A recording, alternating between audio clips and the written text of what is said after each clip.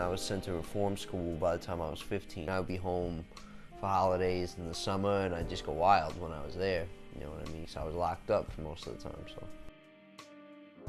You know, when I left my mother's house, I got kicked out. I was selling drugs, and that wasn't even anything super major at the time. You know, my mom just found a lockbox with a bunch of money, a bunch of drugs and weapons, and that was it. I tried to tell her, Mom, just like selling weed and psychedelics, you know. But she didn't know the difference between real shit and not. Finally, I got her to meet up with me. I remember my mother, you know, meet me. It was like this dentist parking lot. My mother coming out with 2 big handfuls of money, big knots of money, just throwing it on the parking lot ground. I mean, take your dirty money. And me picking up money, like, went and got an apartment in Waterfront, Massapequa, which is real posh white town. A lot of bad heroin problem right now, but you know, not exactly a bad place to live. And then from there I went to Tampa and then back to New York, and that's when I really started majorly doing heroin. That's when I got back to New York. I had been dabbling with drugs for a long time. Like, it was nothing new to me. You know, I started drinking when I was 12. I was, you know, smoking weed and doing coke by the time I was 14. I've been smoking cigarettes. I'm 23. I've been smoking cigarettes for 10 years. I was just that bad kid, you know. And then the Green Goblin Oxy 80s hit. And I hung out with all the older kids, and they was all doing these pills. And I would smoke them, you know, when I was a kid, but I was more interested doing like a different rotation of drugs. Like, I wanted to do the next thing. I hadn't tried everything yet, so it's like, oh, I did Roxy's, Oxys. I want to trip acid, and now I want to do mushrooms, and you know what I mean? I just want to try everything. But like, once I tried everything, and I realized what my favorite thing was, which was opiates. By the time I realized that was my favorite thing, the Oxys had died down. They started making the Opanas, the gel ones, and then the Roxys came out, and then the Roxy epidemic hit hard. So at first I was doing Roxys. I wasn't doing heroin, but Roxys are heroin. That's what people don't realize. Or don't realize chemically, you know what I mean? They're not heroin, but they are heroin. You get addicted to them in the same way.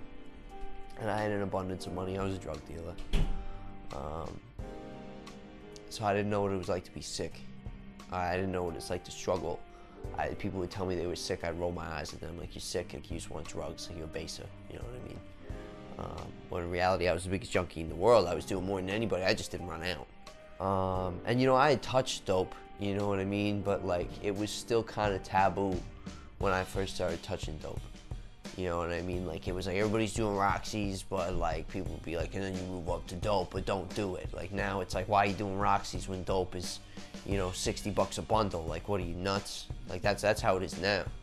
So the whole world just crashed. But you know, in the down low, I touched it.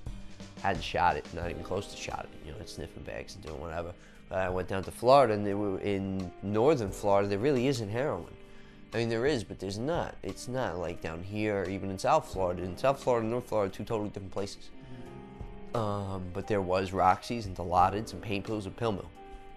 So I started using heavily there, caught a habit there. You know, put a needle in my arm for the first time there, shot a Dilaudid. And it rocked my world. I was like, oh my God, like, that's the stuff, you know. I've been doing this all wrong. And then I came back to New York, and you know, I have a problem with women too. So I was down with women that like to party. And you know, the women that really party, the kind of women I party with, you know, they know where the drugs are at. So I asked where the dope was at. They got it for me, and yeah, it's 2013. I got fronted like 5 pounds of weed. And I never planned on paying this person back.